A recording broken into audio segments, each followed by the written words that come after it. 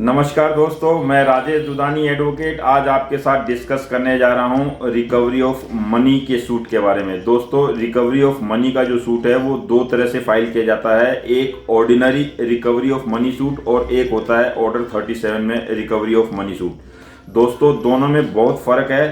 फ़र्क ये है कि ऑर्डर 37 का जो सूट है वो समरी सूट कहलाता है। समरी सूट का मतलब ये है दोस्तों कि ऑर्डर 37 का जो सूट है जब फाइल किया जाता है तो आपको जो ही समन आते हैं आपको विद इन 10 डेज के अंदर आपको अपीयरेंस दर्ज करानी होती है उसी कोर्ट में जिस कोर्ट से आपके पास में समन आते हैं।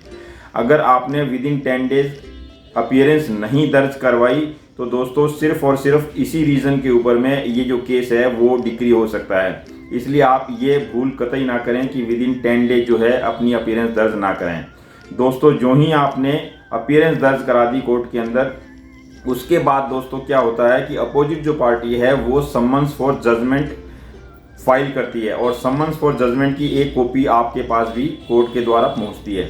दोस्तों, समन्स फॉर जजमेंट जो ही आपको मिलते हैं फिर आपको 10 डेज के भीतर जो है उसका रिप्लाई यानी कि लीव टू डिफेंड फाइल किया जाता है। लीव टू डिफेंड का मतलब ये है दोस्तों कि आपको कोर्ट के सामने मजबूत तथ्य पेश करने पड़ते हैं, यानी कि सॉलिड ग्राउंड पेश करना पड़ता है कि इस केस में जो है समरी सूट ट्रायल नहीं चल सकता क्योंकि इसमें ट्रायबल इश्यूज हैं और आपकी जो डिफेंस है बहुत ही सॉलिड है और कंक्लूसिव प्रूफ्स के साथ में है। अगर दोस्तों कोर्ट को ऐसा लगता है कि आपकी जो दलील है उसमें दम है तो आपको लीव टू डिफेंड यानी कि केस को आगे ट्रायल पे चलाने की इजाज़त मिल जाती है। अगर कोर्ट को ऐसा लगता है कि आपकी जो लीव टू डिफेंड है उसमें किसी प्रकार का कोई दम नहीं है तो दोस्तों उसी समय कोर्ट लीव टू डिफेंड खारिज करके और केस को डिक्री कर सकती है।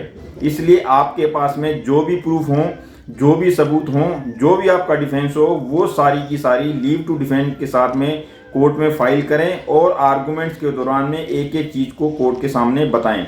जो ही कोर्ट को लीव टू डिफेंड में ऐसा लगता है कि ट्राइबल इश्यूज हैं तो वो जो सूट है वो ऑर्डिनरी सूट में तब्दील हो जाता है और उसके बाद में वो ऑर्डर 37 का सूट नहीं रह जाता। उसके बाद में उस सूट में फिर आपको रिटन स्टेटमेंट यानी WS फाइल करने की इजाज़त मिल जाती है और फिर वो केस जो है नॉर्मल रिकवरी सूट की तरह से चल पड़ता है।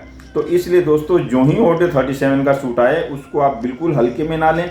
जो ही आपके पास में समन्स आए आप 10 डेज के भीतर अपीयरेंस फाइल करें। जो ही समन्स फॉर जजमेंट आए आप फिर 10 डेज के भीतर लीव टू डिफेंड फाइल करें और दोनों को फाइल करने के बाद में अगर कोर्ट को ऐसा लगता है कि कोर्ट आपके पास में सबूत हैं, आपके पास में डिफेंस है तो फिर ये सूट जो है ऑर्डिनरी सूट में तब्दील हो जाता है।